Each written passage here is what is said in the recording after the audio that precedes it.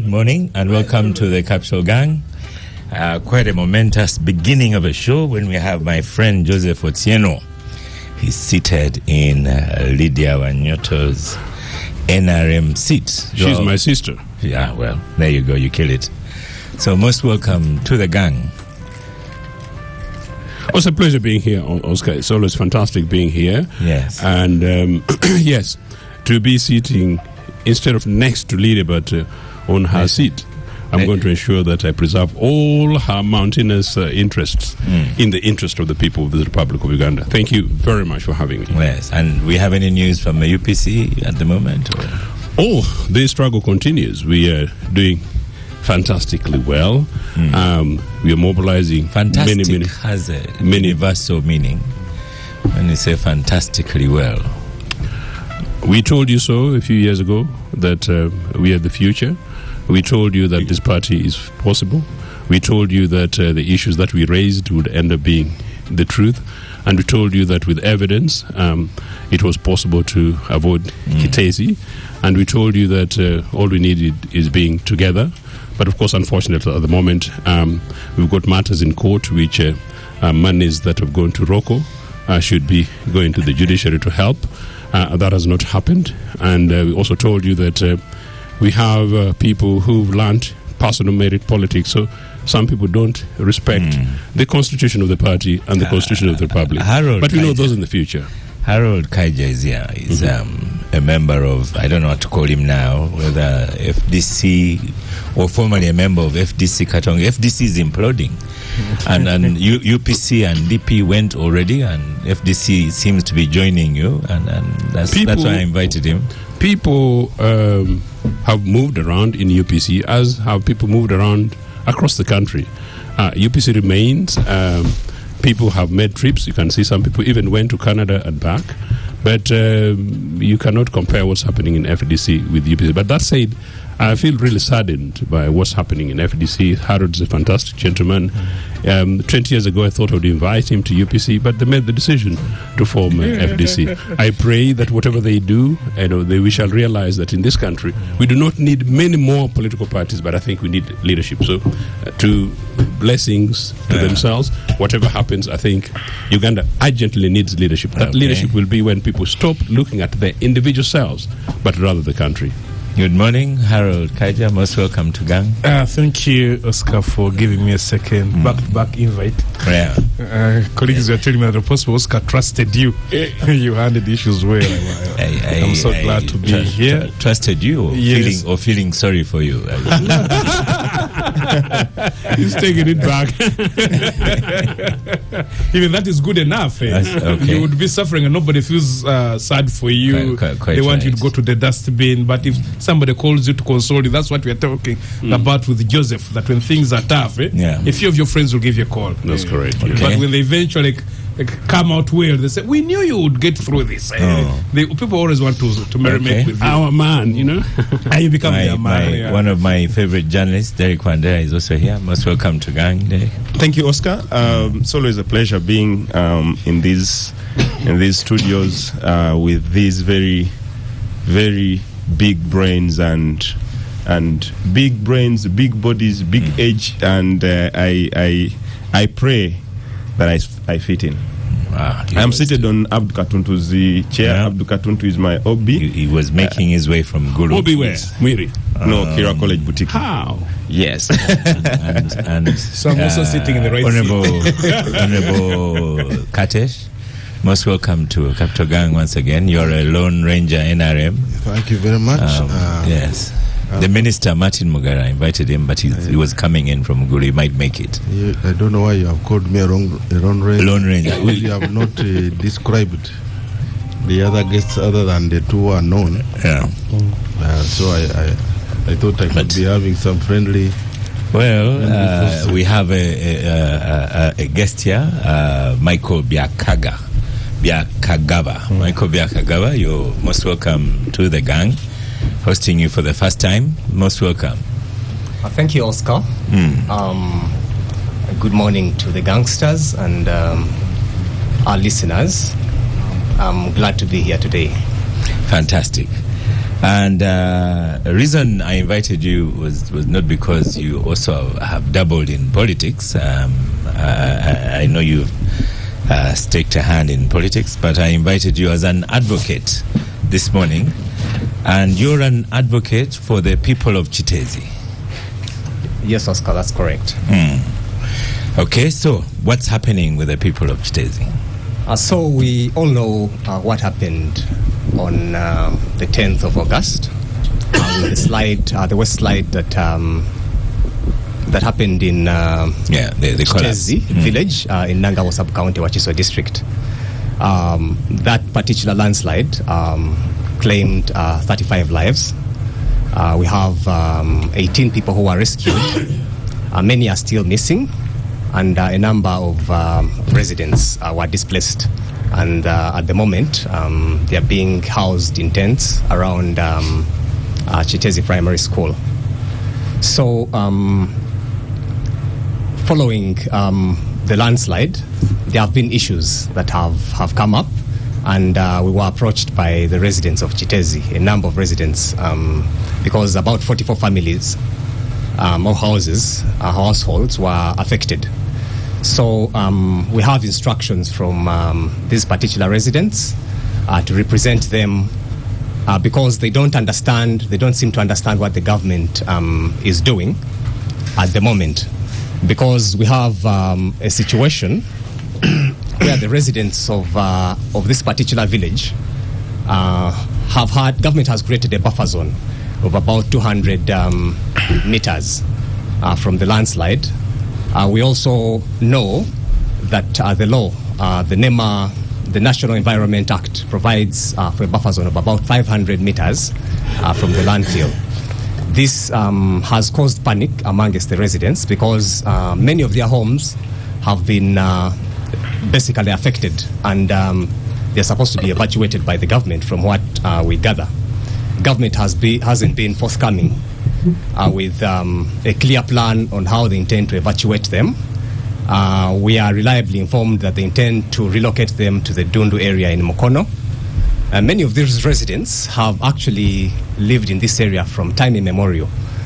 Looking at Kiteezi, the village itself, one of the families, the Bule family, the name of the village derives from one of their grandfathers, Mutezi. And so many of these residents have lived in the village over generations.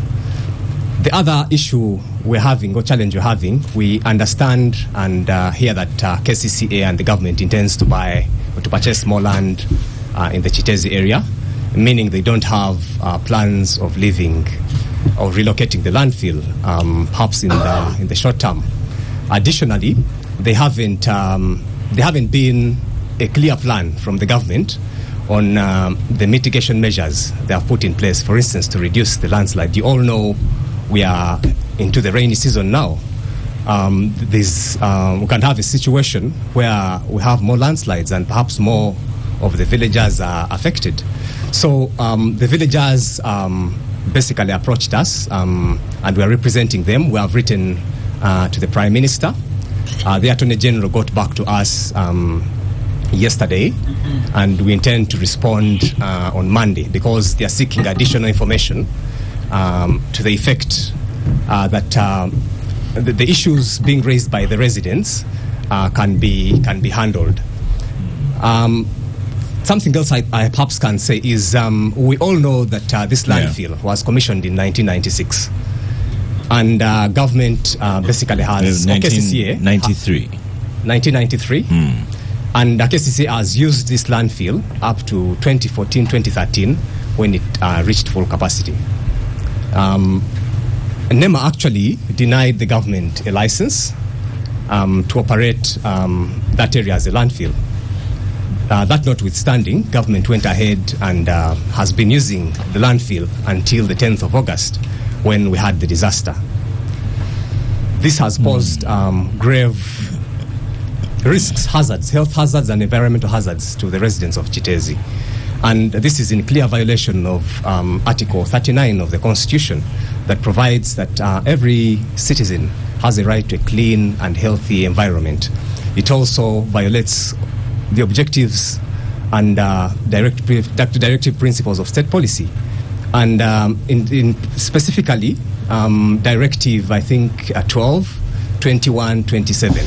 Well, I want to stop you there because you're doing a lot of lawyering. You're speaking like a lawyer and consequently mixing up things. First you say the place is unlivable. Then when you say Kiteezi wants to give them a livable place, then you say they can't get a livable place. Then you say the place is not livable. So you put all those together in your statement. Isn't it wise that they move? Yeah, we're not opposed to, or the residents are not opposed to the movement. What we need, or what the residents requesting the government to do, is to come up with a clear plan.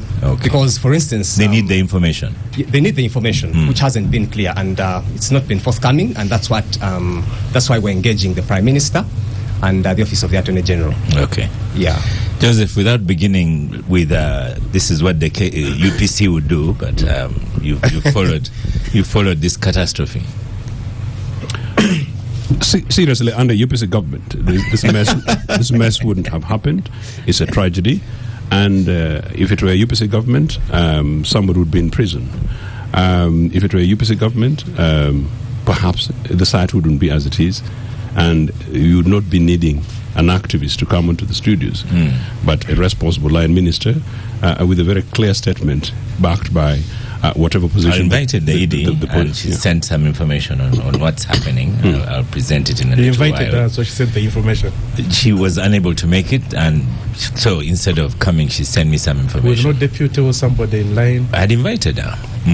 And so she considered... Harold, I'm the one who asked the questions. So since I'm on the floor and you actually asked about a UPC, a situation in which a responsible city authority official declines an invitation to Capital Radio, the most powerful radio program in the country, to respond with humility to the citizens of this country and with responsibility, telling us the circumstances under which all these things did take place, tells you actually the manner in which this country is operating with impunity. There was, once upon a time, a tragedy involving, possibly, granted, trust the number, Grenfell House in London, where 71 people died.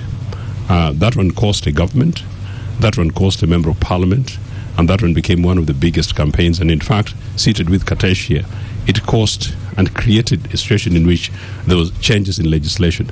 Part of the reason for the fire was allegedly the kind of cladding that was being used. Huge amount of money got involved, both by the state and then the housing and construction industry.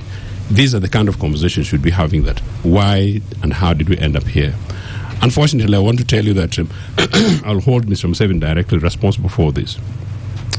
When I joined UPC in 1980, it's the same year that I decided not to join Mr. Museveni, because in 1980, Mr. Museveni, then candidate of UPM, I don't know where that political party has gone, tried to convince us as then Miri students that one of the things that he would do as president, if elected then, of course it was unlikely and in fact impossible that he would be elected then anyway, would be to make sure that cow dung is effectively used as part of energy.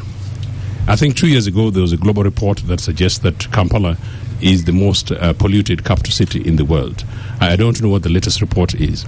That, linked to the environmental challenges that I think that our friend here is suggesting, tells you the messy manner in which we are actually operating. To the extent that we have a Kiteezi, and to the extent that Kampala is the most polluted, to the extent that we have a president who's been in power for 40 years, and 45 years ago was convincing young students that if elected, he would be able to use cow dung. For sure, environmental waste management is a basic requirement for an average city. It's not surprising, therefore, that the officials who should take responsibility for our environmental mess, in Kampala, decline to come and join us today. And I think they should actually be giving a public apology, because these explanations need to be given. In any case, I think I was surprised that there was not a day marked as a day of national mourning for the people who died completely recklessly. Kiteezi. Someone sends a message to Joseph here, says during UPC there wasn't enough garbage. We consumed every little that was available. That is commonsensically untrue. Because of the UPC. Of course, they were discussed. We all know that some of the things we didn't have. But of course, as expected, my brother here, Otheno, will first throw in that. For me, I think enough debate has been had on Kiteezi. Yes. It is an embarrassment for the country. I had friends from South Africa who called me about Kiteezi, and they said that he could not believe that actually people can just die because of garbage. So it's an issue of negligence, and I think it is time for us to. We have gone through the mourning of the day. Government has tried to reach out to families who lost. Now, beyond that, it is time for us to pick out lessons learned as a country and quickly act on the lessons. For example, the whole conversation about the environmental waste management, we are not short of experts. And when Kiteezi happened, I think you saw some of the reports that were saturating. This is something that was expecting to happen. And the whole aftermath of it, and people carrying garbage to Entebbe, people refusing to receive it, Mukono, it just tells you that the confusion. And so we should be looking at garbage as a resource, not as a waste, because you have countries which produce a lot of garbage, but you will never see even a garbage truck on the street. If you go to Dubai, sometime last year I was in Turkey, I found machines which I think they are called pro-compost machines. Every big hotel has. They throw in the waste, and within 24 hours there is fertilizer coming out, and it's on high sale. So I saw these machines, and I was so there are opportunities. It's a big embarrassment, but now it is time for us to say, can we take advantage of the opportunities on this waste? And FDC has to lead by example. You cannot just put dustbins all around the city without even telling people, showing people how to separate and encouraging people so that we start separating garbage, and then we utilize that for the one that can be recycled. But other investors, even private Ugandans, I think it's an opportunity. I'm told that there are investors who came who are frustrated. So it is time also for us to say, what lessons can we learn? We must manage the consequences. If people are not doing their job, the government must see, action must be seen to be taken. If someone frustrated an investor who was coming, then what actions have we taken on it? So that people stop running away from garbage, complaining about it, but looking at it as a resource. But finally, Oscar, I represent a municipality in Western region. This problem of Kampala it's not just akin to Kampala. In my own municipality in Shema, we've been having problems by there is garbage that is even more destructive to the environment. The Kavera and these bottles. In the villages, there are these local drinks, Tungasas, Baku. They have very funny names. They have ended up in destroying productivity of agriculture. In the plantations you go, you'll find all in the village. You have all these bottles, and it's a very, very big cause of concern, especially as we talk about climate change. And so we need to have KCCA needs to be show leadership so that the other cities and municipalities can actually get better practices. I was talking to my former colleague, the former AD of KCCA, Jennifer, and we had a private conversation, but I think there is a question now about leadership in the city, both political and and executives. So it's time for us to hold people accountable. But finally, you are the people who kill the political leadership. So the political leader, you said they will just be celebrants. Well, that is another debate. But I want to end with one thing. Ugandans also have to be very, very responsible. I remember we've been doing these town cleaning exercises, but you see someone throwing, while people are doing cleanup, someone just opens the shop, throws the rubbish outside because people are picking. And so we also need to have a conversation as Ugandans to say, okay, who produces the rubbish? It is us. Who is responsible for the rubbish? It is us. Can we be responsible for its separation? Absolutely, yes. So the whole aspect of even talking to our people, sensitizing our people as leaders. So for me, I'm less of going into politics over this matter, but how do we manage the consequences? But finally, how do we deal with the people who are suffering out of this? The people who have been affected, how are they settled? Can they pick up their lives and move forward? And so I think that's now the other major focus.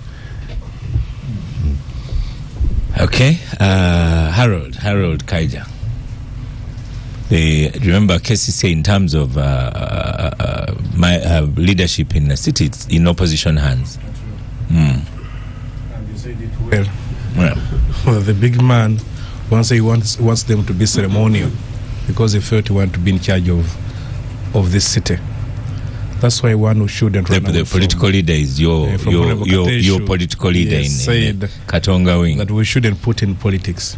Because you see, President Truman once said that the buck stops with me. There must be that person who has the responsibility, who takes. You see, I'm a soccer fan. When the results are bad, the manager goes. But when you create a situation whereby you do not want somebody to be accountable, this is what happens. Honorable Kateshu said what I said last week, is that this garbage is an opportunity.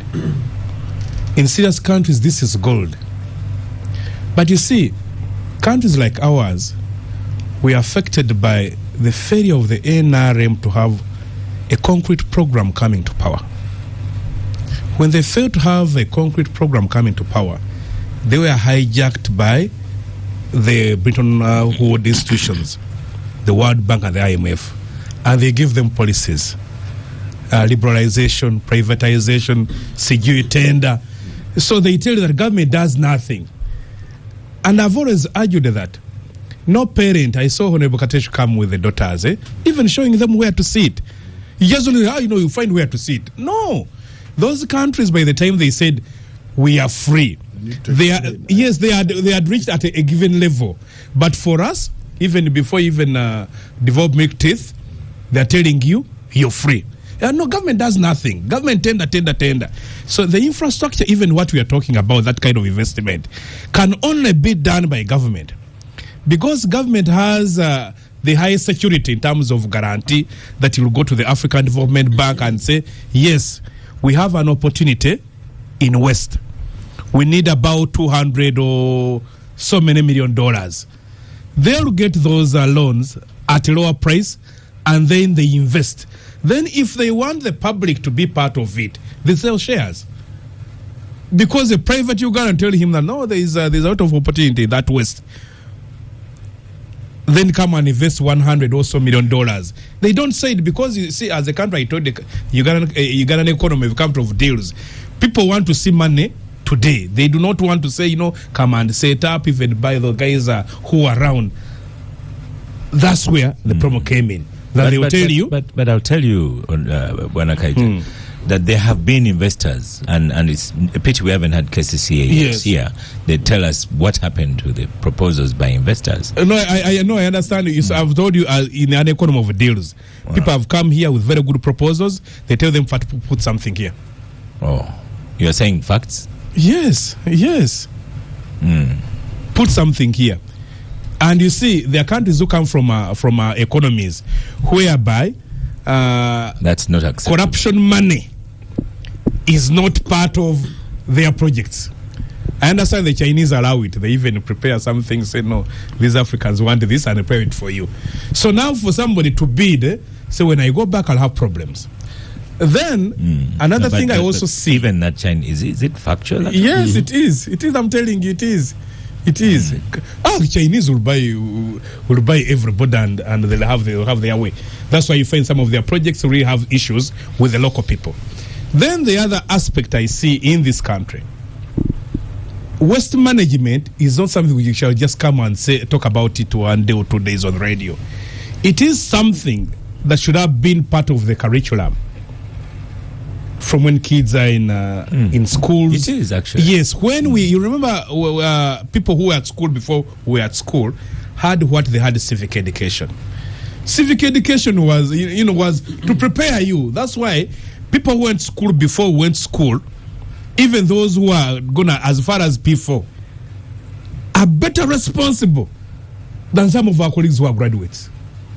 Because you are prepared as a citizen. This is your responsibility.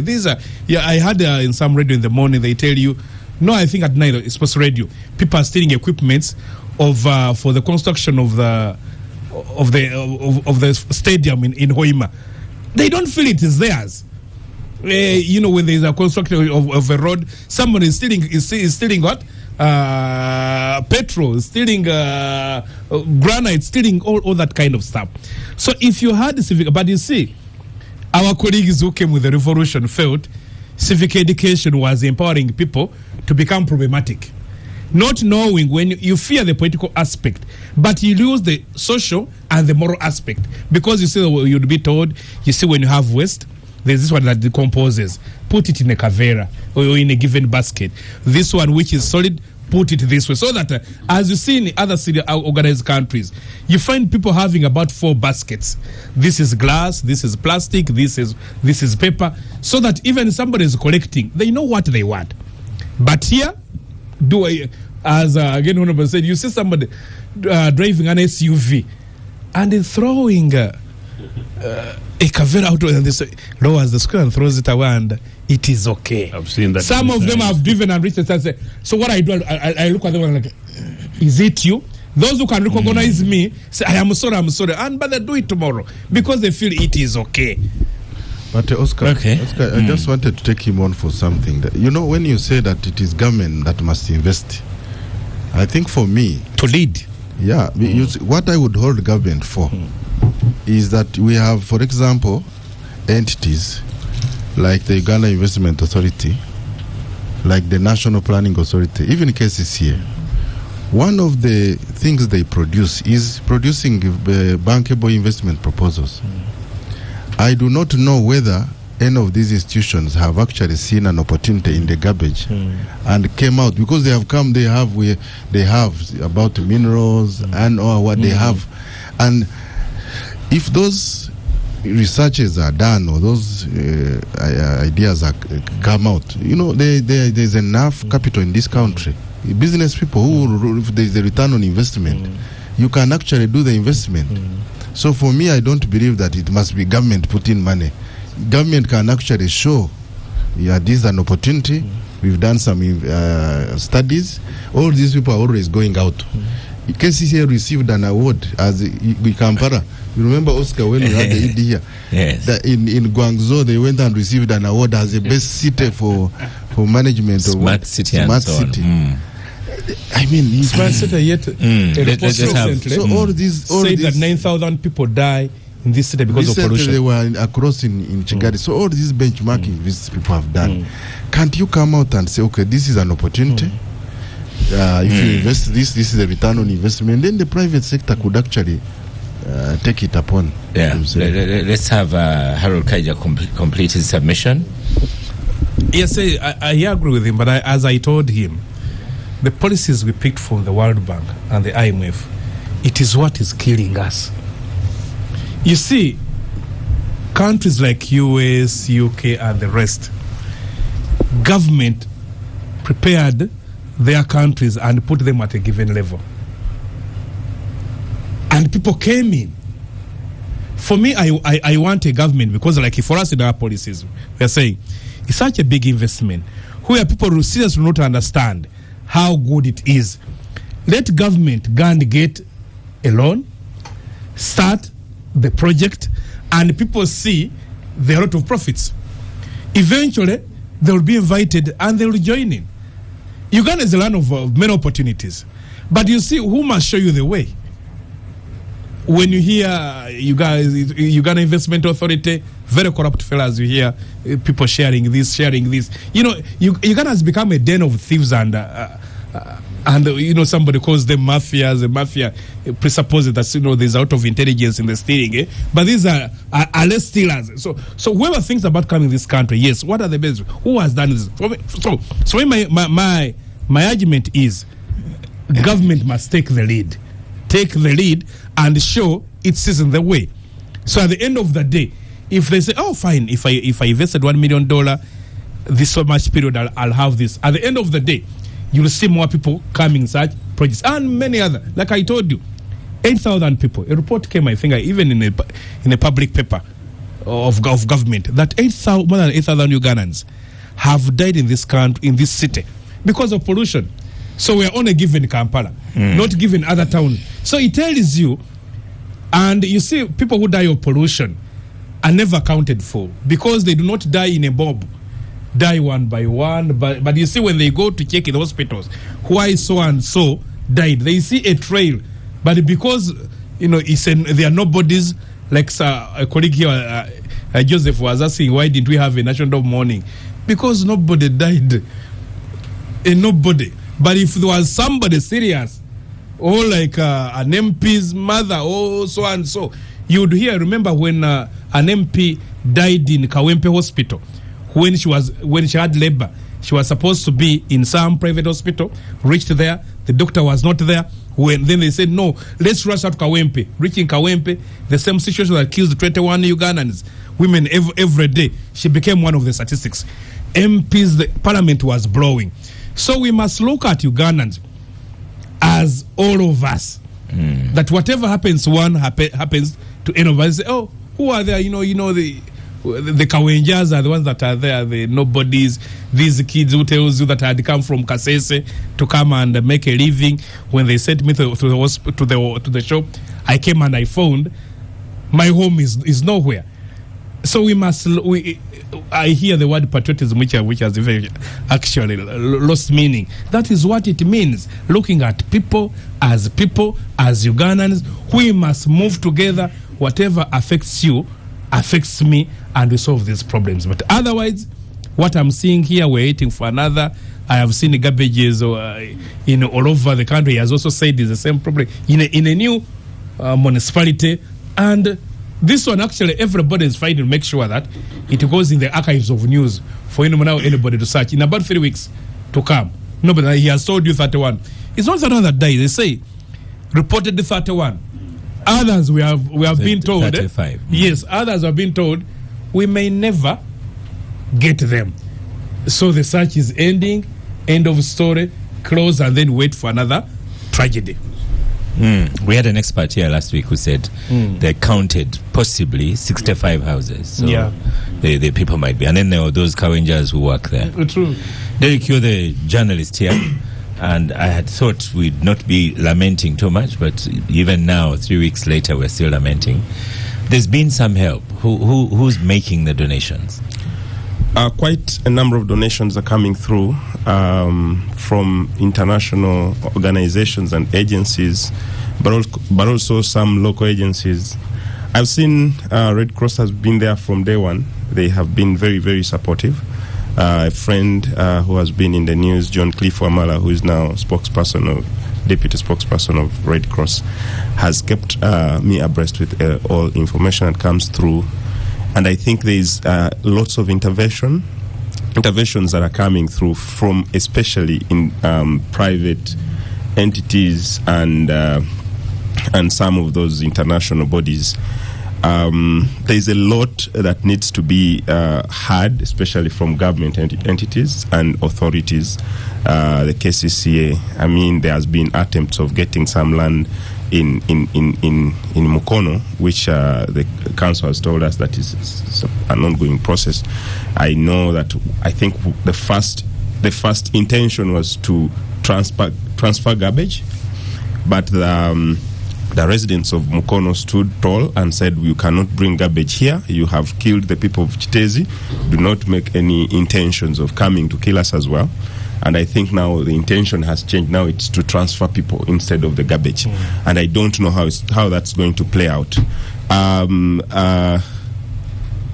But Oscar, as a journalist who has covered many of such tragedies in Bududa, the landslides, the evictions that happen on some in the swamps and stuff like that. I mean, it has always been the norm. It has always been government comes through and sits at the fence on such occasions, and they will not give any clear plan of how to evacuate these people, take them to a safer place that they feel comfortable, but also give them a befitting kind of compensation. I remember when I think it was a tragedy.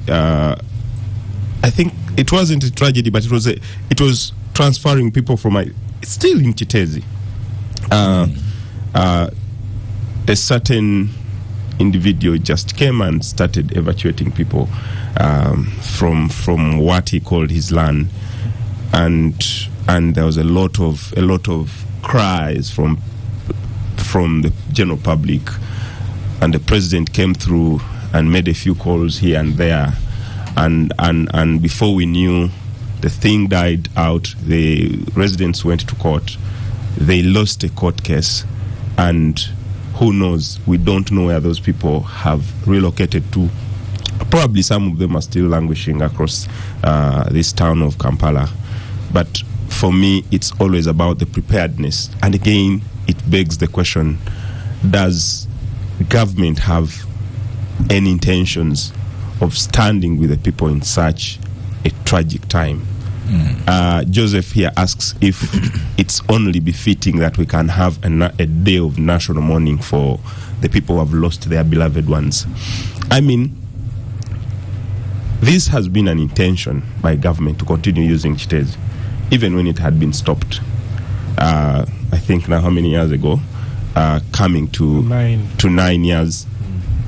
Government continues to use the place, and you know that this is to the detriment of the citizenry who are sitting and residing around, and because the government was very well aware of the consequences of this, and when it happens, we expect that you give a befitting answer, you give a befitting response to it, but we still are waiting for that answer. We still are waiting for a befitting response.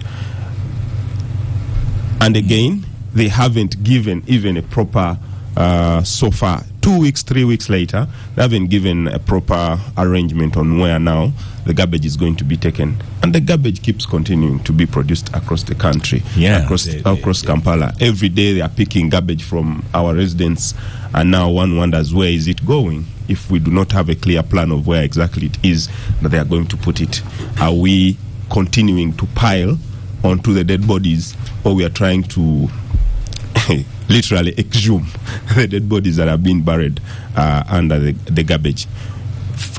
You ask, what are the responses coming through? I think for me, the individual organizations, the international organizations have done a better job, and I still feel government leaves a lot to be desired. The KCCA notice, it says they opted for landfill options in the greater Kampala metropolitan area, Nkumba in Entebbe, Katikolo in Mukono, and Menvu in Nansana. But trucks are having a problem. There's 24-hour garbage collection to clear the backlog. They are working with private waste collectors, and then they talk about segregating rubbish and so on. But Joseph, okay, 1 minute. I want to go back to Michael. It's very unfortunate, actually, going round the table, and part of what Kiteezi is saying. I think this is very clear. Let's not roll it around privatization, which in a way it is, public responsibility, which they are. This is clearly a statutory responsibility. This is a leadership question. Why I deliberately went to Mr. Museveni is this. You can't walk the streets of Kampala and see the mess, and you are the supreme chief of the republic, and you don't hold somebody to account. The government must hold local authorities to account, whether those local authorities are led by the political organizations that represent them or not. This is directly that. In any case, actually, it's good we have a lawyer here. My view and my suggestion is that the families concerned should actually sue government, and government should be able to find a way in which it's able to have a conversation with Kampala City Council. I have had the privilege of working in a major local authority in London. Somebody breaking a tiny little bit of a toe within their council estate will ask somebody for responsibility. The council takes responsibility. The overall supervisor is government. It is true that today, governments across the world, local authorities across the world, waste management is a priority. In any case, actually, there's a serving legislator whom I don't want to refer to, who actually made a huge amount of money on waste management. So these are things that can be done. But where is the state? The state is the chief regulator, the chief organizer, and the chief director, meaning the chief parent. They failed on this thing. My worry is how they respond, where it is the case that it's everybody else's fault but us. Means therefore that we have a Kiteezi 1, Kiteezi 2, Kiteezi 3. I strongly suggest that while we're looking for sites for waste management, somebody should table, maybe Kiteezi should consider this, that we table that the next site for waste disposal should be in Nyabushozi, somewhere near the farm of Comrade Mr. Museveni, and you see the reaction.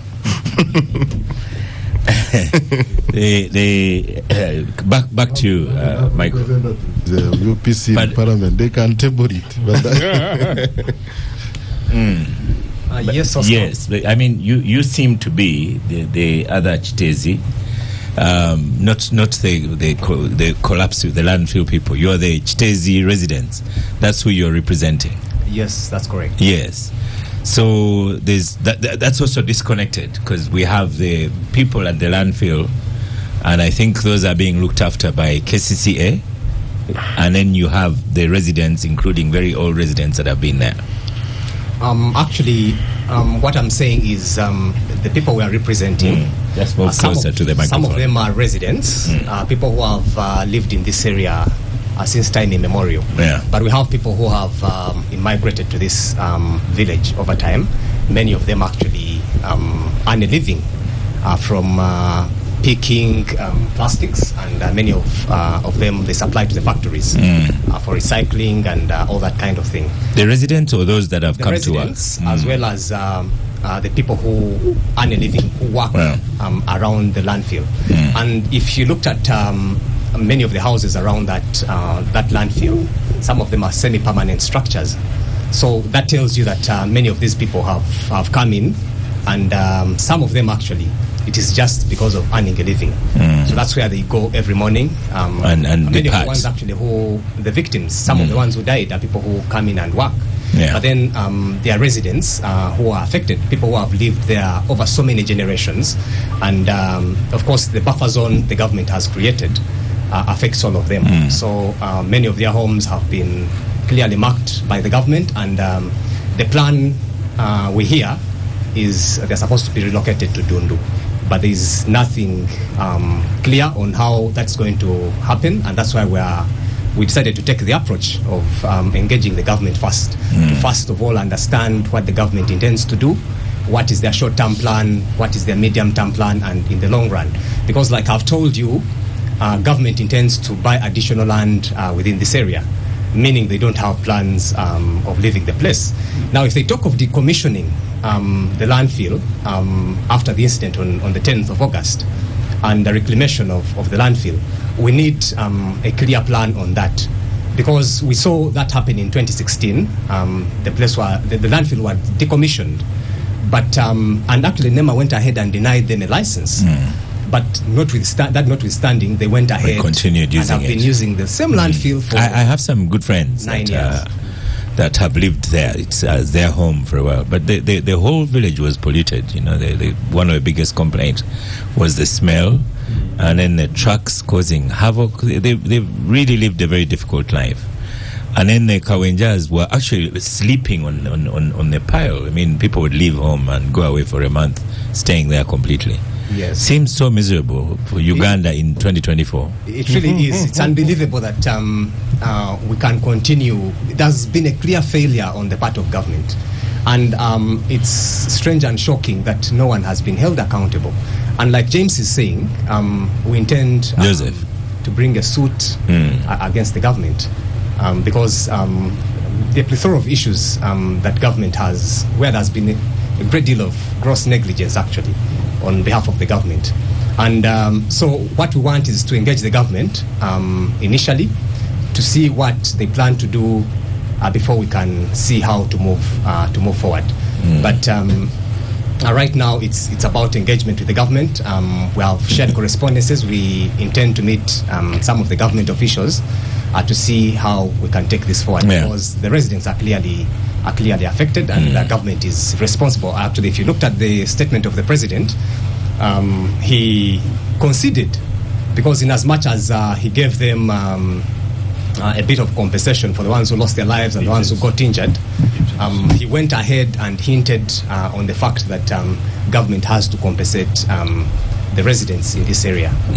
So that's the action we intend to take, and we are basically in the preliminary stages to see how we can proceed in that regard.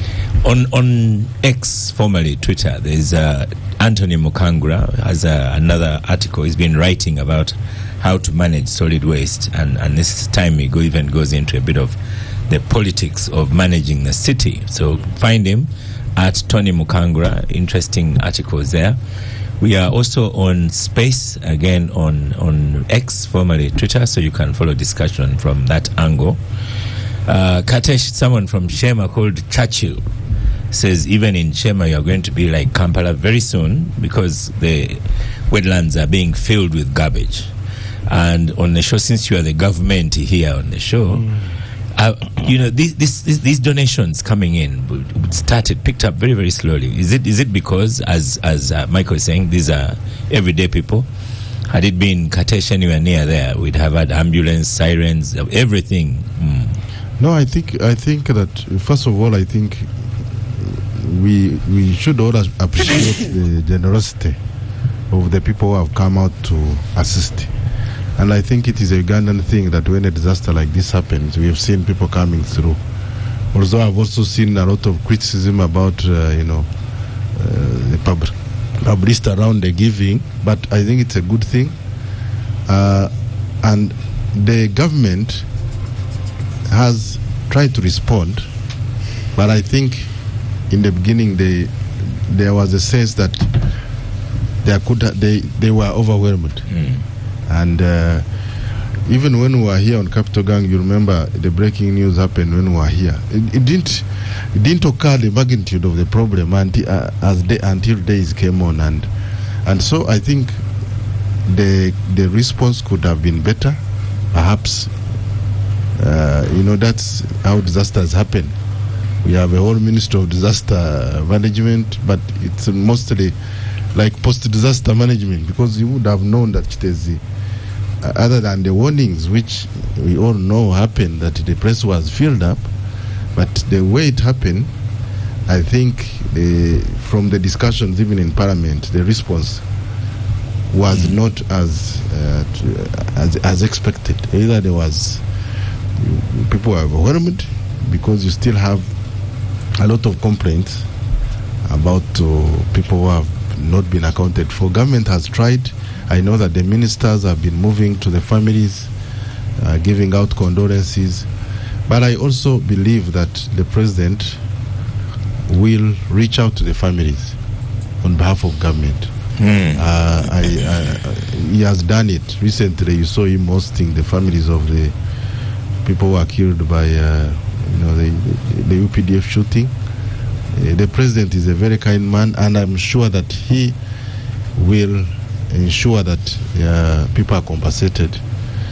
I don't know whether it is strategically collect for the lawyers to rush to lawsuits or engage government into a negotiation or dialogue, but I think it is up to them. But I know that the government cares, and they will try. They will try to reach out to the families. Okay, let's stop for a break, and after the break we will go to Parliament in Gulu. This is the Capital Gang. Welcome back from the break. Crispy Kaheru says, how about a State House Waste Management Unit? SHWMU. That's Crispy Kaheru. That's a good proposal. It's a good proposal. Something for discussion. And Spindo. You're going to see it next week. Pardon? You're going to see it next week? Next week, yeah. Spindo says, as we discussed it, let us not wait for other disasters. E.g. MPs are in Gulu. Have they thought of closing Karuma Bridge? Or are they waiting for small cars to first fall in? The other bridges says, well, they stop big cars, big trucks, but they pay and pass. Are they waiting for some cars to fall in? The old Ginger Bridge, it still carries borders. What if it gives way? And this is Spindo to an MP. Did you go to Gulu, Katesh? Of course, I attended. Go to the microphone. I attended the sitting. You know, we have different. After COVID, we have different forms, and it was a very successful sitting. 3 days, and against the negative propaganda that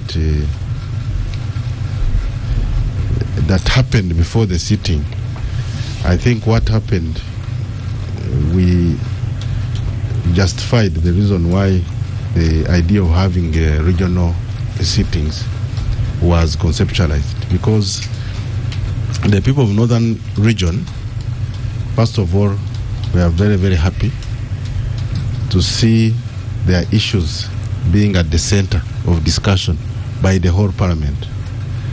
And I strongly believe that even us as Parliament, some of the issues that were being raised, we did not appreciate them the way they were raised or partially raised before. And so the whole sitting, the kind of motions that were passed, they focus on poverty alleviation, on education, on issues of infrastructure, on health. Of course, the address by the president, again focusing on guiding people on what they need to do, to better their household incomes. But also the general feeling that Parliament is sitting in Gulu. 25 years ago, something that would not have been envisaged. So for me, that was a very significant moment. And so I want to congratulate the Speaker, the Deputy Speaker, and the leadership of Parliament for staying firm on this issue and being able to reach out to the people of Northern Region. They appreciated issues of Western Nile, Rachori, Lango, Karamoja, Teso were at the focus. And I think from the adjournment yesterday by the Deputy Speaker, some of the issues will be followed up in our next sitting in Kampala to see what can be done. I sit on the Budget Committee, Oscar, and many times you see colleagues try labeling to explain this is the situation in my place, but people don't appreciate. But having been there, having committees being there prior to the sitting, picking out issues, focusing on issues, and being able to bring them forward was very, very important for me. But finally, I think as the city, as the people of Northern Region, they made some. There was some economic benefits. You went to bars in terms of nightlife, the hotels that were filled up. A lot of consumables were got locally from the area, and so it was a success. What we need to do as Parliament is to sit back and reflect on what could have been done better before we got other regions. But also, I think it backfired on some elements in opposition who boycotted and who thought that members of opposition would not attend. And yet we had a very big turn-up of opposition, not only opposition, in fact the opposition even brought a motion seeking leave to amend the Administration of Parliament Act by Honorable Rumu, seconded by NOP MP from Entebbe. So there was active participation of both the ruling party MPs. And that motion was allowed, though other comments that want Gulu were not allowed. The motion was the MP was granted leave, so he's going to go through the process and then it will be debated here. And so some of the people who were leading the campaign to boycott were actually left here in Kampala. I don't want to use those words, but with an egg on the face. Because we are legislators. It is an opportunity for us to be able to discuss issues for the people of Uganda. So when there is an opportunity, and for you say you cannot do it, and you hide around costs.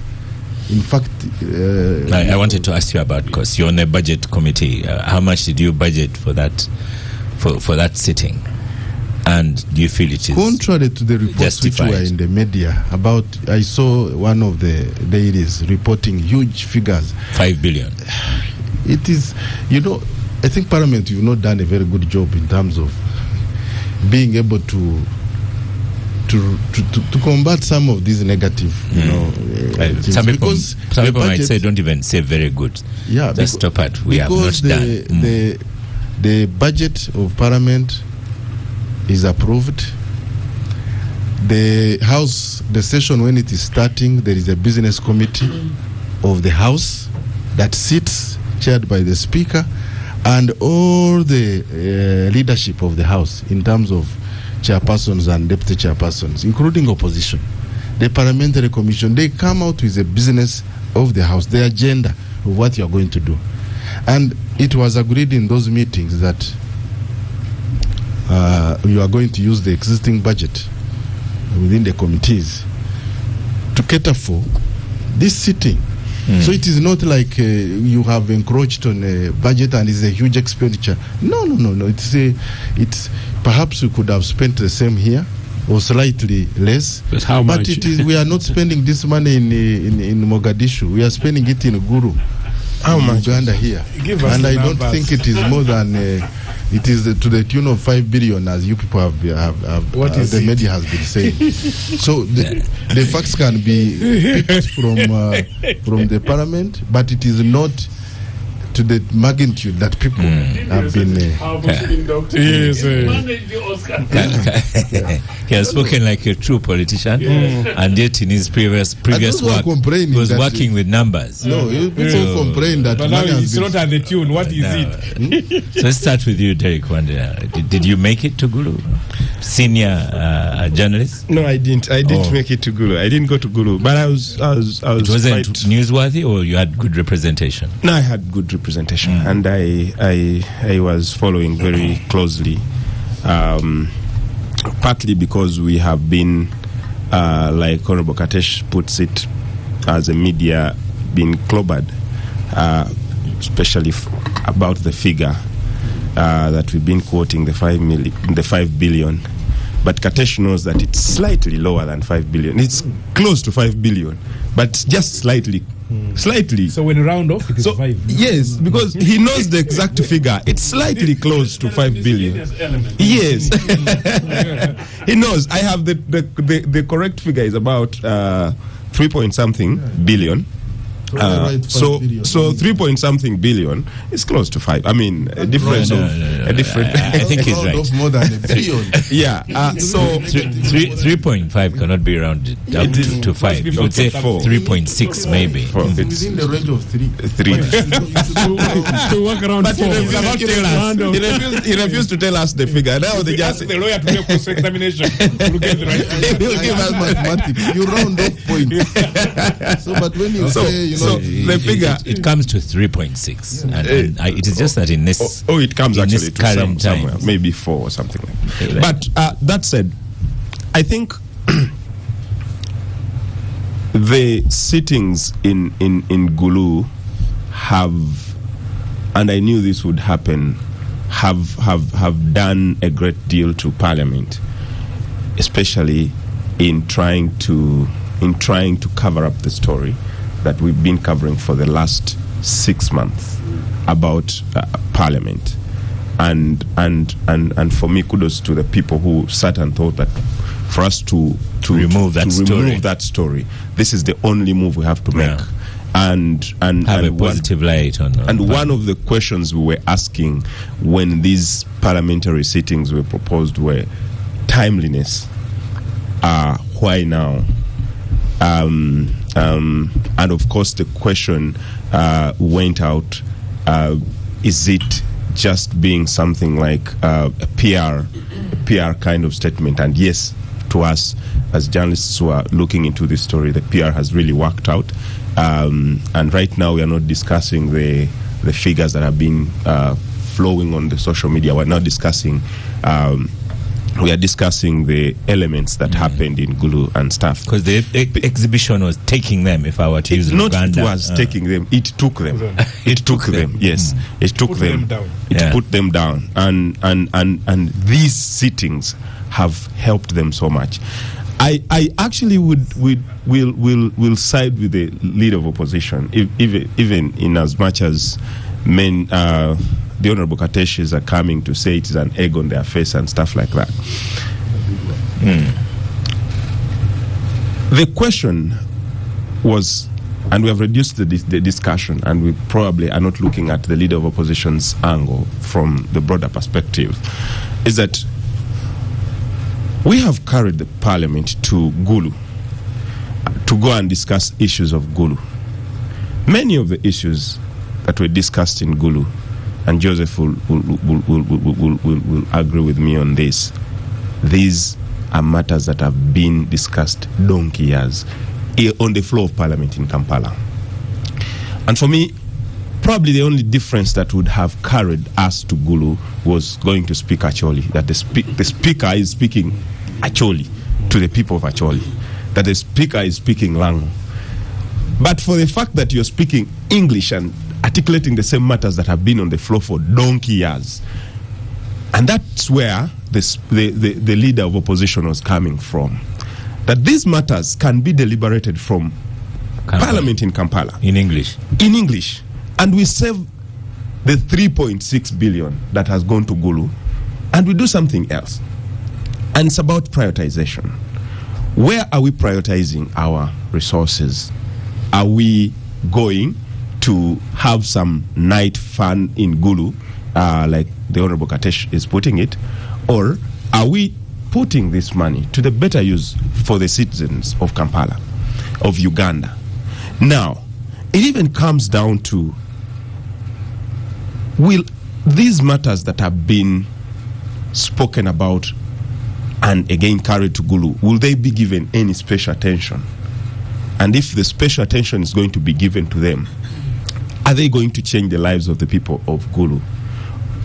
Someone called it, someone said the MPs and Parliament has gone for parliamentary nyege in Gulu. And one wouldn't even mind agreeing with him. No. Nyege people are annoyed. They say, don't compare us.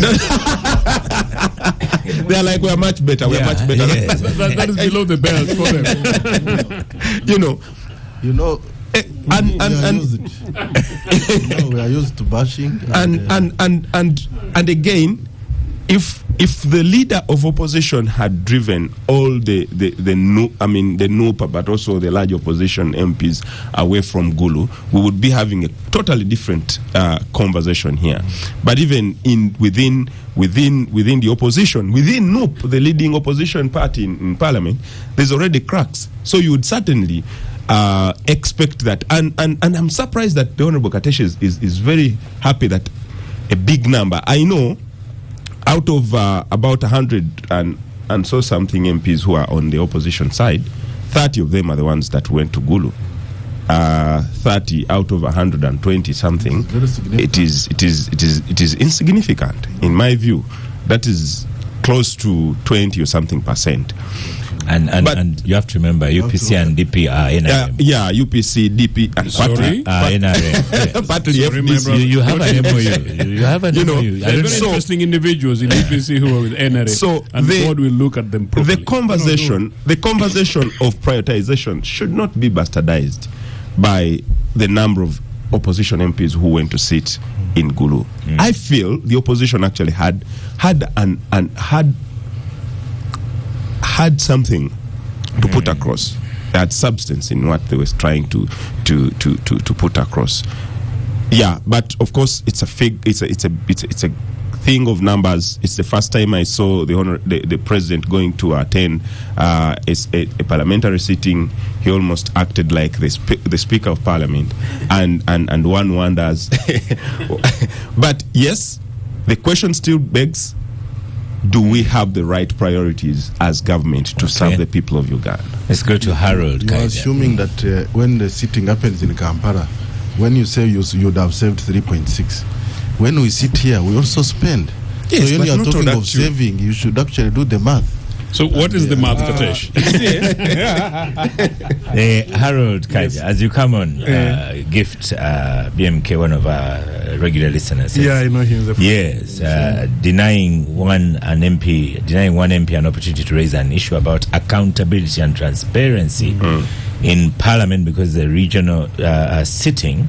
But then the next day you have another one allowed to table onto the order paper to table a motion relating to opposition leaders.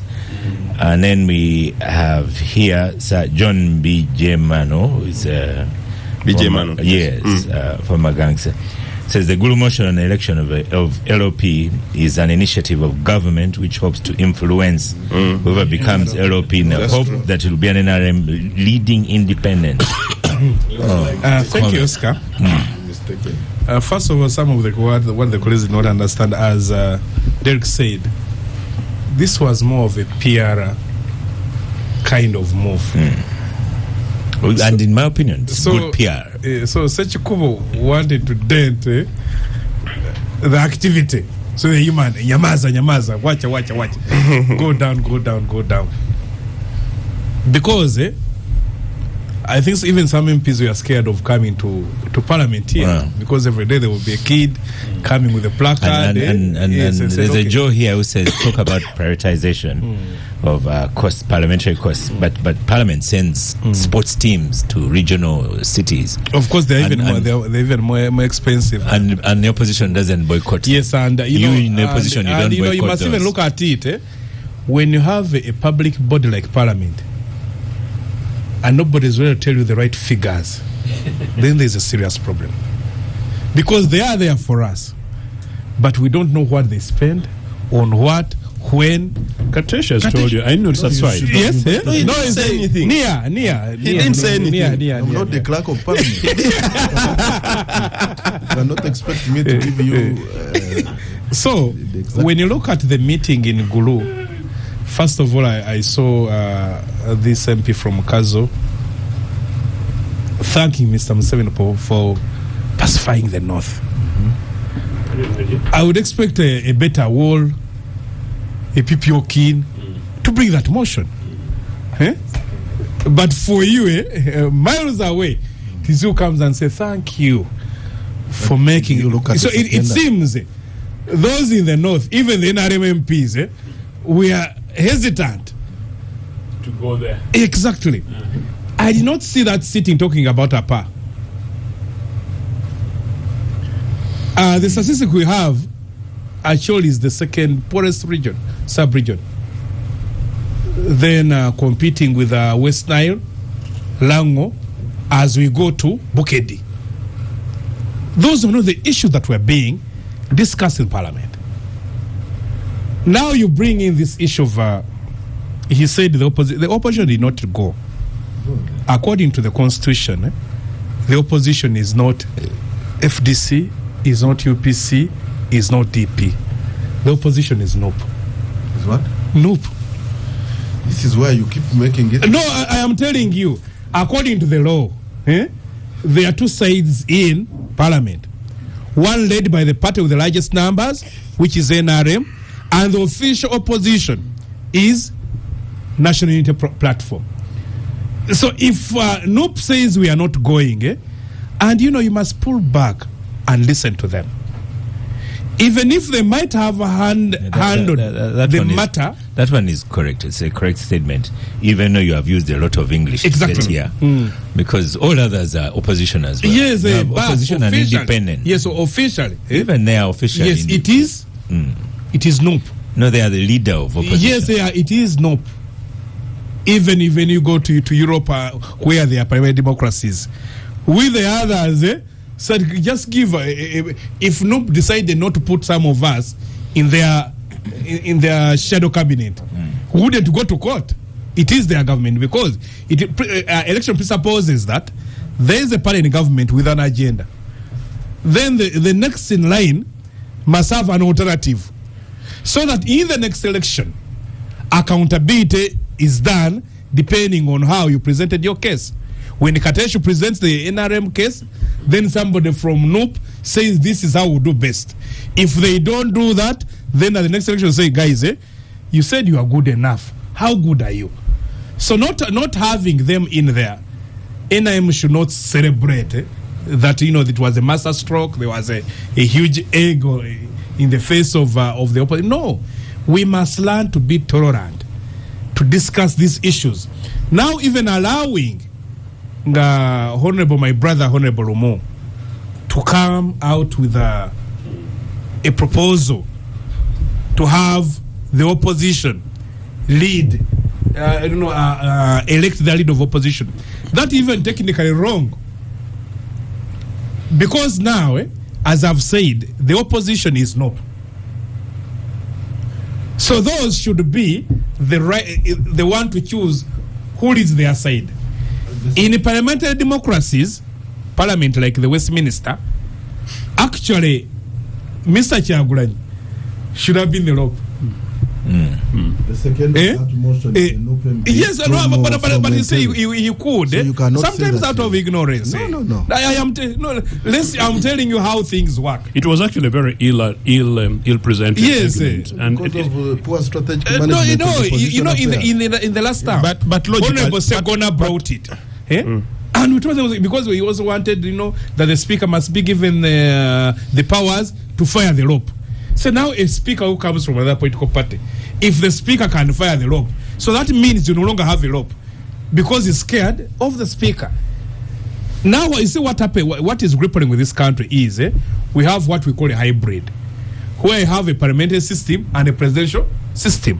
In presidential systems, you'd find that all even ministers are not MPs. So there is a parliament that sits and discusses issues. Now, if you say you want to elect the leader of opposition, the leader of opposition is at the same level with the prime minister. Are you asking the NRMPs to also sit and elect the prime minister? The answer would be no. I think that because of the kind of friction that was there before. Actually, Harold, that's a very interesting argument you make there. That actually the opposite of the leader of opposition is actually the PM. Yeah. So I hadn't actually thought it from that perspective. It is. The leader of government yes, business. actually, in 2006, when the man-party politics was brought back, when we became the leading opposition, the late Honorable Council Sam Njuba had wanted to resign his seat so that Dr. Besigye goes to Kyadondo, becomes MP, and leads the opposition. So the doctor refused. Because his mind was the 1962 to Parliament, whereby the leader of the party must be the leader of, but now in the situation whereby the leader of the party cannot be in Parliament, he appoints a person who he delegates the powers to lead on his behalf. Now it is on the side of that political party to decide internally how they get that leader. So that I think what other political parties should do is look at them, note their mistakes, and the next campaign say, guys, these guys led the opposition. They didn't do a good piece of work. Can you please give us the mantle? But now, like in this case, if you have a PPP that has one MP, then you have a JEMA with one MP, and then you say, yes, that guy has become leader of opposition. But Oscar, let me just say something. Oscar, information. I think some information. I think one of the most useless things that happened in Gulu is that motion, because it doesn't make sense. It's very redundant, because if you're saying the opposition should elect the leader of opposition, now say NUP that has 57 members in Parliament, FDC 30, UPC 12, DP 1, and then the other. They go to Kololo. So they go to Kololo. We know without doubt on that the numbers basis only. NUP will certainly have the leader of opposition now. There have been stories you've seen in Kampala, where in Rubaga, where NUP had numbers, and NRM did what? And apart from that kind of technique, and then Wakiso, remember the guy who beat up his colleagues. Because when we are saying that the NRM wants to be in charge to dictate who becomes leader of opposition, they are saying no, you are lying. Now, okay, if we don't apply that kind of technicality, but their leader, their leader of government isn't voted on. Oscar, let me give information, because you see, you are simplifying the argument. Parliament has got two sides. You have government led by the leader of government business, the Prime Minister, and then you have opposition appointed by the President. Listen, you have opposition side, which is led by the leader of opposition. You are simplifying the LOP as a leader of a party. Yes, he's leading the opposition, and therefore, while many might question what happened, we should discuss and address why it is happening, because what we have seen in Parliament as observers on the NRM side is that the opposition is being mismanaged. You have talked about tolerance.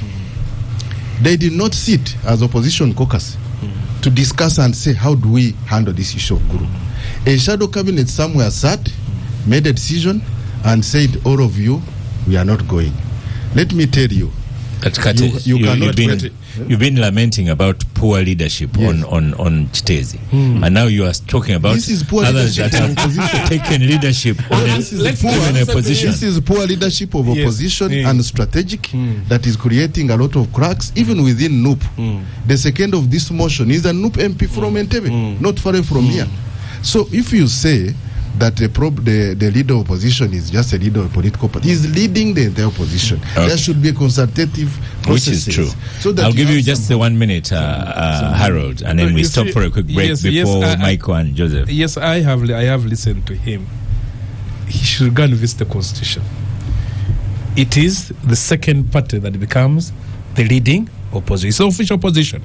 It is official opposition. Yes, it's the official opposition. They can decide to have their shadow cabinet without any other political party. Nobody will sue them for that. You see, when there is that kind of mismanagement, it is the reason that others can campaign on to eventually take their place. But Harold, I just want him to, we're going for a break. No, just 1 minute, Joseph. Joseph, we're going to stop for a break. Let him finish that sentence. So, for me, I would think those who are agitated by the way things are running, they should write to that political party or like a protest note and say, guys, we are not satisfied by the way you are managing the opposition. And then they wait to see how they respond. Because you see, in countries where ideas are the issues, the next campaign those become the issues.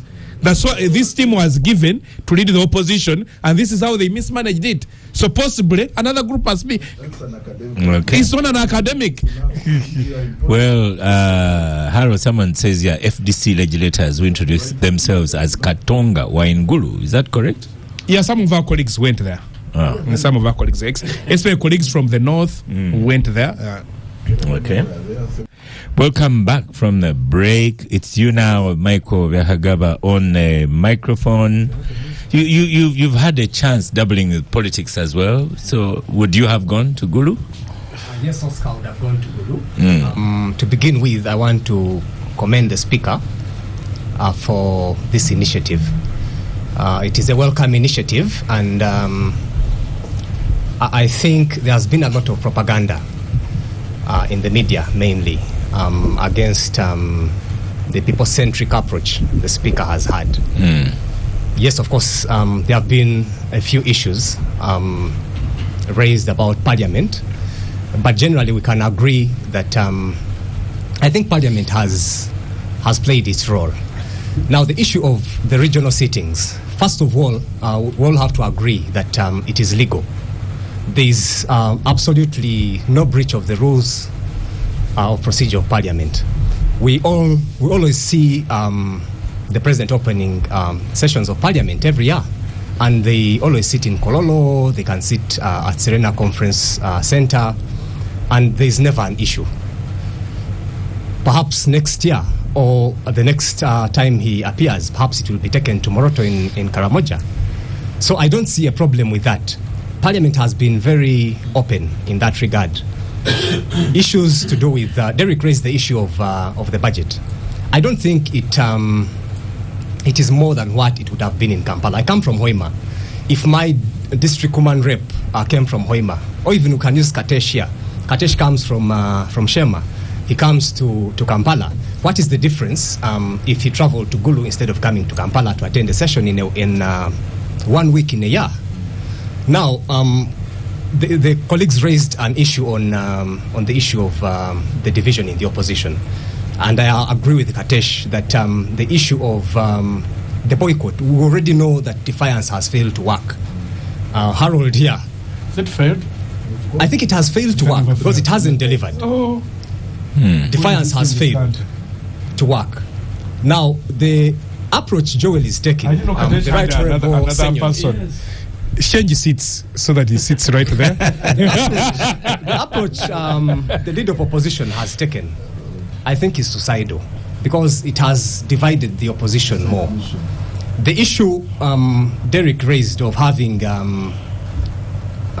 cabinet, the shadow cabinet, sit and agree and take a decision, in as much as there is representation from all political parties, I don't think they necessarily represent the ideas or the positions of their respective parties. Because now we see that at least 30 MPs from the opposition went to Gulu. That alone shows you that there are cracks in the opposition. And the opposition is actually getting divided more if we look at the previous positions. Perhaps what I can pick out, my takeaways from Gulu, because like we were saying, I also followed the proceedings online from Gulu, especially the day the president was there.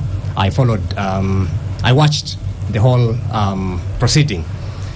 One is the issues that were raised in northern Uganda.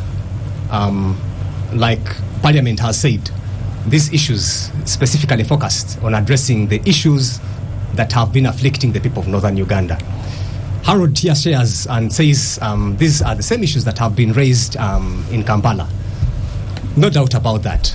However, I think the sitting in Gulu has given more focus to these particular issues. And if you listened in to the Speaker's communication and actually the address of the President, these issues are going to be handled. Parliament is coming up with a memorandum, as always, which is going to be handed to the President, and we expect that many of these issues are going to be addressed. The motion that Harold still raised with Honorable Chimosho, that recognized the sacrifice or the contribution of the President in pacifying northern Uganda, I think was also important. And I wanted to just give information that I think the seconders of that particular motion were all from northern Uganda. And one, Ababiku, I think is from West Nile. We had someone from Acholi, we had someone from Lango, and I think it was Honorable Nakut from Karamoja. And they clearly brought out the issues that are affecting their region. These regional sittings are going to go to Masaka, Mbale, and we're going to have a sitting in Mbarara. So is the opposition going to boycott all of them? And what is the impact now? If, for instance, the LOP had gone to Gulu and raised the issues the opposition is supposed to raise, yes, I believe it would have been a positive on the side of the opposition. So in my opinion, I think they've lost out. They have lost the chance, and I think they can only go they can only get divided further if they continue this kind of This is two gentlemen from Bunyoro seated next to each other discussing regional sittings. So let's go to someone from the east, Joseph. This is an extraordinarily wasted opportunity.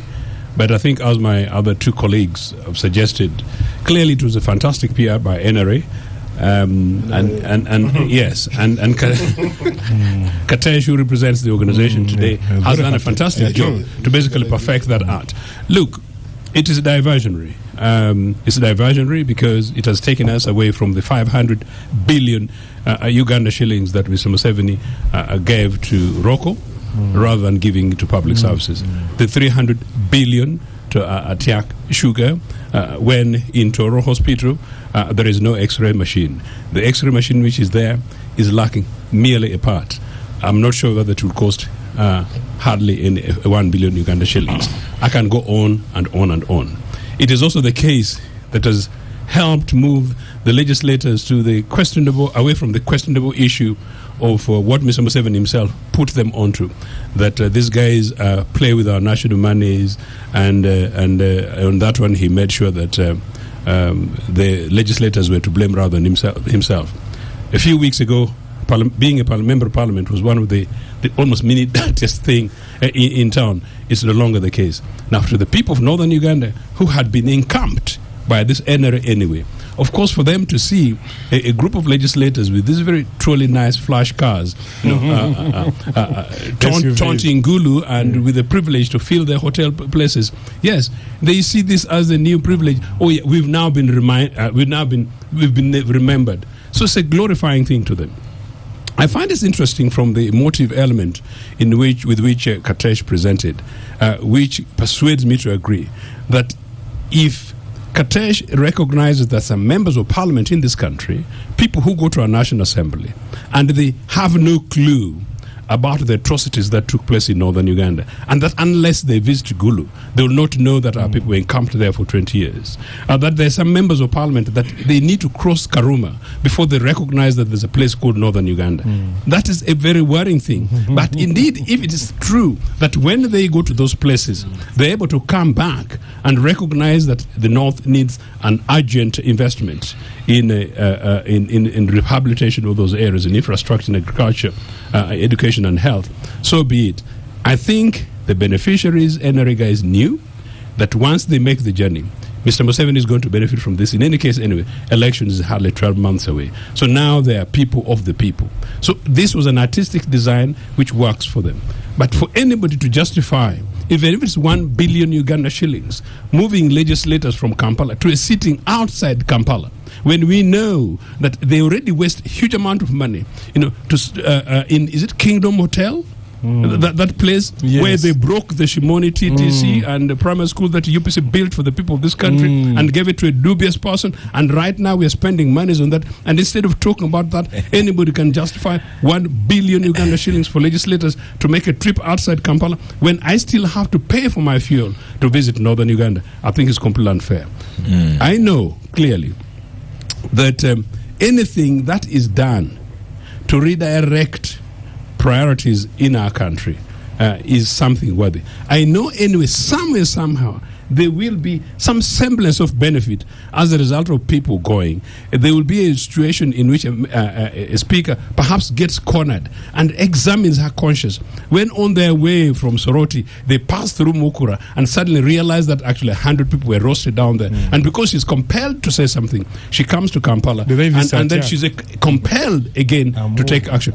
That is a benefit. But I don't think as a country we should wait to go and make a parliamentary sitting in Gulu. So in any case, when are they going to sit in Nagongara so that they recognize the mess on Nagongara Road? When are they going to sit in Nigeria to recognize the mess on Nigeria Road? When are they going to sit next to Kiteezi for them to recognize that we are really, really right now recovering from a national tragedy? Katesh, I'll give you final word on this since you're outgunned. Fine. I'm not outgunned. I'm actually doing very well. But the recognition... I just marked him a short while ago. Katesh is really... Before he gives... He give you a minute. But you see, they on the table, what is good PR, that's been accepted. Of course. But accountability, was it justified? But Derek, someone has just asked on X that... Why is the Honorable Katesh very concerned about the mismanagement of the opposition? I think you should be happy, but he's lamenting about the mismanagement in opposition. What does that tell? Be fixed as soon as possible. No, because you see, I told Senyonyi one time when we were here that as a young man, as a fellow, I wish him success as a leader of opposition, because I don't want to see young people failing. Okay. So it is very disturbing to see someone commit suicide by making a strategic miscalculation. Because now what happens if we go into the other regions? Is the boycott going to stay on? Because people thought this is going to flop. It has not flopped. So is he going to jump on the road and go to Masaka or go to east or west? What does it mean for the people you want to lead, the people of Uganda who are overwhelmingly... I already have people who are asking me, when are you coming? When is Parliament coming to this place? For me, it was a good thing. There are issues which will be acted on. For example, I think it was immediately clear that Karma will be worked on. The issues of war, cattle compensation for war climates was discussed. It is going to be acted on. The issue of having more livestock resources for the north. Very many very good things which came out. They are not, some of them are not new, but the focus on those issues in the region gave hope to the people of northern region that finally there is focus on those issues.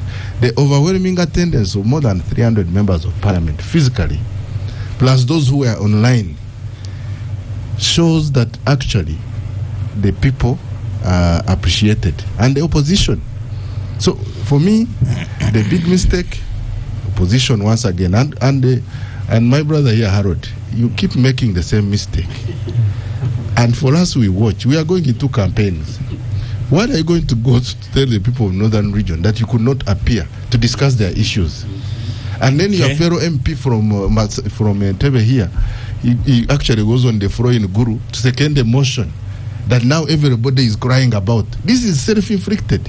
Those are rebel opposition MPs. That's how you call them. But in politics, you grow the numbers. You don't deduct. So if you are unable to look at how do you consolidate the numbers, how are you going to lead the country? You are just giving us an opportunity to actually see already a problem in FDC. Nope. And then let's go to Kaija here. I haven't seen your sympathy for him on Katonga. Your sympathy is for NUP, which also you said is self-inflicted. He's self-inflicted because Harold have been following him. Actually, I give it to him that he has stood. He keeps into the fight. But the problem is that he was one of the people who were bashing the Katuntus when they left. They were celebrating. Let them go.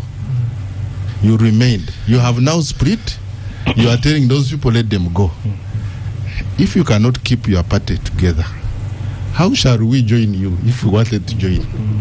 Okay. This is the biggest question. Cedric tells you, Katesh, that Tanzania cancels Independence Day celebration Tuesday, $445,000 for school dormitories. Just it's a very good thing. I wish we can do it. Okay. There are so many. I believe there are so many national days we celebrate which are useless if we diverted that budget to do other things. Okay. We have so many. So I agree with that. It's not Harold Kaija, the Katesh feels sorry for you as well. He doesn't feel sorry. On FDC Katonga, I'm looking for a message. Somebody cannot punch you and then feel sorry for you. I just feel So Betty Kamya tells you it's a pity that FDC Katonga has decided to destroy FDC in the spirit of, if I can't have it, you won't have it either. It's such a mean, destructive spirit. If people who restarted FDC while Besigye was in exile, like James Musinguzi, Rosine Dana, Mugisha Muntu, Winnie Byanyima, myself, and others, that's Betty Kamya, and others just walked away when things were not going according to their expectations.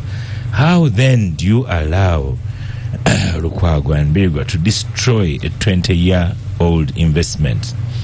Some of them contributed money to buy the FDC headquarters, but they left without claiming investment because we believe that a strong opposition contributes to democracy. Says such a destructive spirit is scary for a group that wishes to lead this country. Are they going to blame President Museveni even this time, as they always do? Chitalo. I read Betty's street. But you see, even in faith where they do not allow divorce, if a man becomes impotent, then there is no what? Marriage. The FDC was not started to deal in the sale of tomato or to work as an NGO. The FDC, where were boys joining them, who were at the table making a decision to have this political party, it had aspirations. It had an agenda to push and make sure that it puts Uganda in the right hands and then give people the change they deserve. The current state of the FDC, I mostly follow news on X, all social media platforms of the major media houses. I do not know in the recent past, or in more than a year, a statement, concrete statement, speaking about the people of Uganda. Today, the FDC was captured. That's why Honorable Katesh is a little happy. Was captured. It was captured by the captor. You know, most of us, we say we live in a country as captives. But there are those who voluntarily accept captivity. There was a time when I was a prisoner in upper prison. And I met a gentleman who had hernia. And then when they gave him, when he got an operation in prison, he said, "Can you see prison can be good? If I was out, I wouldn't afford this." There are people who celebrate prison. During walk to work, we were arrested and taken to Nakasongola with Dr. Besigye, and the magistrate refused to give us bail, and we spent Easter holiday. So one of the guys in the team told me, put me aside, "You know what? I never had a plot for Easter, so I'm safer here."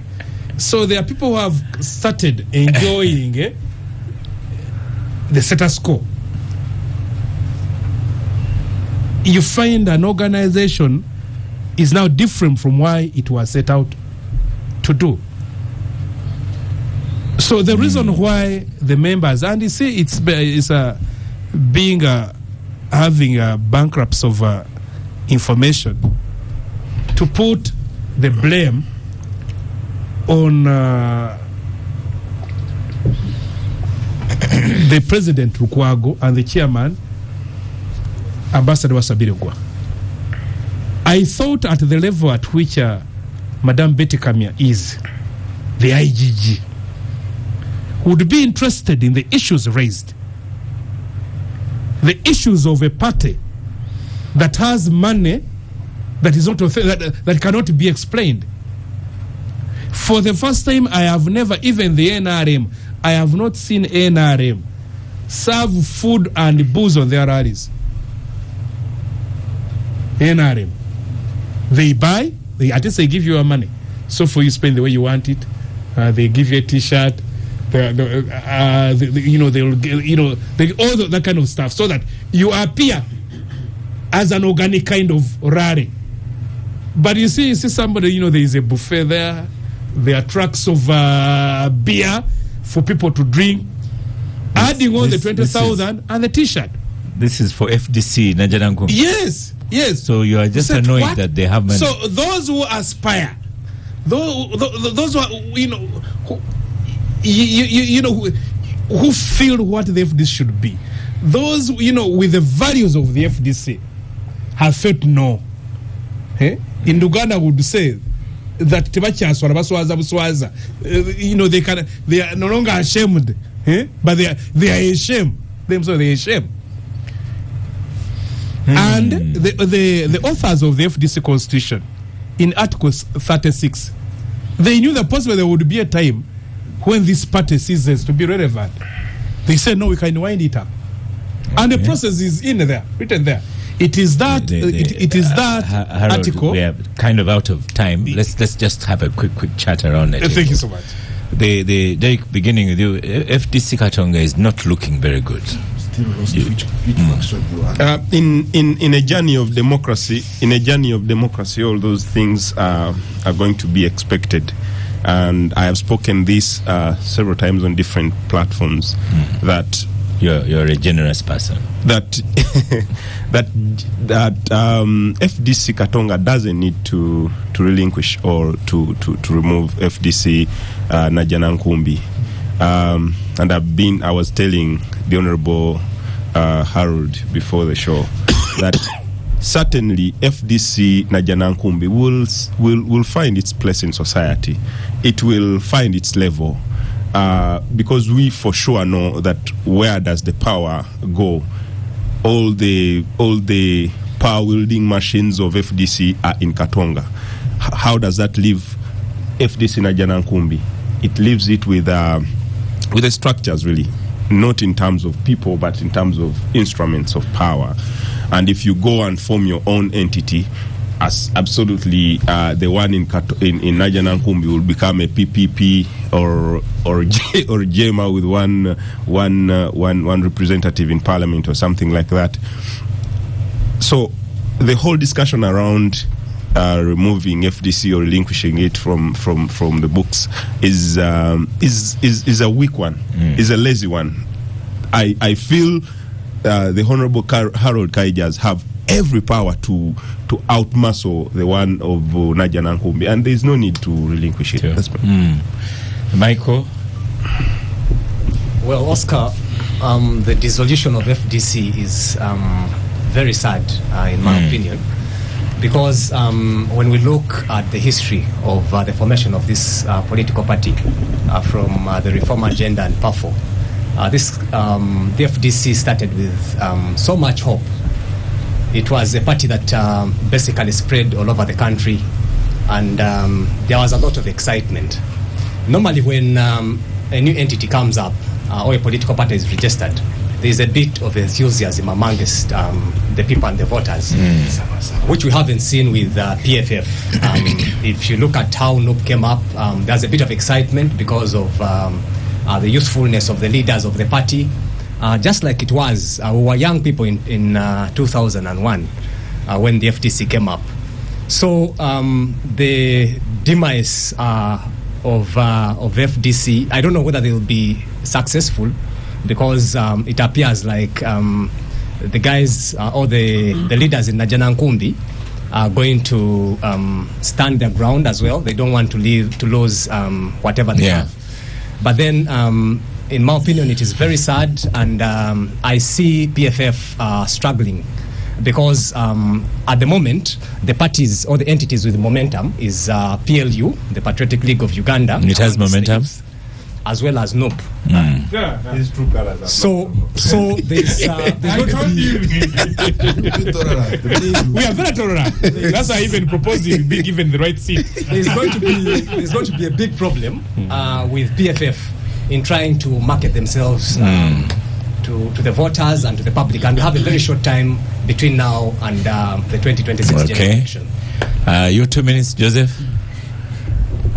You've seen this happening now. UPC has two factions. The FDC has had two factions. But faction 2 wants to close the old one. No, you're right. UPC has Walobiri, who is legally recognized, and Jim McKenna, who occupies Uganda House, courtesy of other people and other forces, and myself as president, who is waiting for a declaration. But I'm not a faction, because I said I'm too big for factions. But that said, you're too big for a faction. I'm too big for a faction in UPC, certainly. Look, UPC expelled its first president as Uganda National Congress. So these things happen in political parties. In 1959, Ignatius Musazi, our founding president, the father actually of Uganda's nationalism, was expelled and Obote elected in his absentia. And I was telling a conference the other day at MOOPS, a fantastic leadership conference, by the way, that maybe these are some of the lessons we should learn. When Musazi was expelled by the delegates conference, he didn't contest. Now, when Obote was elected in absentia, and then he had to go to the conference because he was away, he said he needed to go to see his president first. So he had to go to Musazi, and Musazi had to concede that, yes, I have lost this, and, good luck to yourself. Okay. So maybe these are lessons to us about political parties. So in just very quickly, because you only have like a minute. I suggest that this country needs more leaders rather than more political parties. Okay. The argument that FDC should actually divide themselves among initiatives, and you see the current political space, we cannot really operate with 5 competing political parties, serious political parties, and think we're going to wield away from this case. For me, I've been pushing for a consensus polity in our country. Granted, FDC is an established political party, and I can't really prescribe for them which direction to go. Yes. It's a shame. In any case, all of them are continuously pointing towards the direction of the Kiteezi, which seems to be a genuine case. I think the sooner all of us as political leaders across the political divide, including fantastic young, decent people in NRM, came back to build a national consensus around a core center in which a leadership is able to emerge, to unwield these guys from mess and give leadership to this country. It will be the better. Yes. What I want to say and for me, BMK Gift Senior also still says, well, Olive Namisango, Betty Kamia, run away with our signatures to IKMT. Oscar, the coming of FDC as a party at that time, I think we should all agree that we need a healthy opposition. And BSJ did his part as a president. That's why he was able to challenge NRM because people would listen to him, to the issues. I have not seen another BSJ across all these political parties. But the biggest mistake has been failure to manage the internal contradictions in FDC and transition. Many people who will tell you that perhaps BSJ may be retired earlier, he should have stayed on. He's the glue that holds everyone together. That team which you put up, clearly, I think, even if they stayed in Najana Kumbi, you can give them a few years, they will also split. Even Katonga will also split. So it's just a cycle of perhaps lack of a common ideology that keeps you together, that is creating all these, and then you fail to manage the contradiction. You wait, they have started a party. When they go into elections of leaders, you will see what will happen. So that's why, even as we have problems in NRM, at least we have been able to manage the internal contradictions. When it comes to keeping together, we keep together. We even as the new forces emerge, there still be a limited contradictions that we can manage. Otherwise, the opposition, it is very hard for you to convince Ugandans that you can lead them if you cannot manage your contradiction. Okay. Thank you, listeners of the Capital Gang this morning. Thank you, Star Cafe, for powering the gang. Michael Byakagaba, who was our fresh guest this morning, has enjoyed Star Cafe goodies. Thank you, Honorable Katesh, Honorable Kaija. Thank you, Derek Wandera.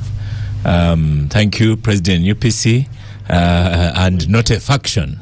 I am Star Cafe. Thank you. Children are home. We hope they're enjoying their holidays. And we've had a next space for this gang show, as we've been doing lately, and we shall continue for the future. I am Oscar Semoyamsoke, and I shall see you next week.